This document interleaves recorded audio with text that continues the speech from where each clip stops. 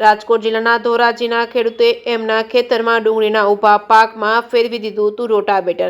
ખેડૂતોએ સારા ભાવ મળવાની આશાએ કર્યું હતું ડુંગળીનું વાવેતર। 1 વીઘા દીઠ 18 થી 20 હજારનો કર્યો હતો ખર્ચ। ધોરાજીના વેગડી ગામ નજીક આવેલા ખેતરમાં કર્યું હતું વાવેતર બાદ ડુંગળીનું ઉત્પાદન થયું પણ ભાવ ન મળતા ખેડૂતોએ એમના ખેતરમાં ડુંગળીના ઊભા પાકમાં ફેરવી દીધું હતું રોટાવેટર। હાલ ખેડૂતોને બજારમાં ડુંગળીના પ્રતિમણના 60 થી 80 રૂપિયા મળી રહ્યા છે। ભાવ ન મળતા ખેડૂતોએ એમના ખેતરમાં તૈયાર થઈ ગયેલી ડુંગળીના પાકમાં ફેરવી દીધું હતું રોટાવેટર। ખેડૂતોએ વિડીયો બનાવી સોશિયલ મીડિયામાં કર્યો હતો વાયરલ અને અન્ય ખેડૂતોને પણ પૂરતા ભાવ મળે તે માટે સરકાર વ્યવસ્થા કરે તેવી માંગ કરી હતી।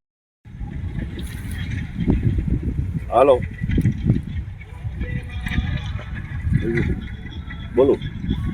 હલો, મારું નામ અશ્વિનભાઈ બાલધા, ગામ ધોરાજી, વેગડીની સીમમાં જમીન આવેલી।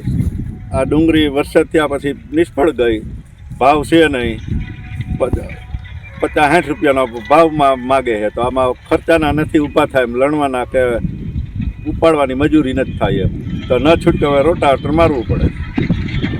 આમાં બીજું કાંઈ થાય એમ છે નહીં, ખર્ચા માથે ચડી ગયા લાખ ઉપરનો, 6 વીઘાની ડુંગળી છે। આમાં કરવું શું હવે? ડુંગળી કેવી છે અશ્વિનભાઈ તમારી? ડુંગળી આ સારી, 50-60 રૂપિયામાં માગે તો કેમ દેવી? તો આમાં ઉપાડી તેની મજૂરીને નથી છૂટે એમ।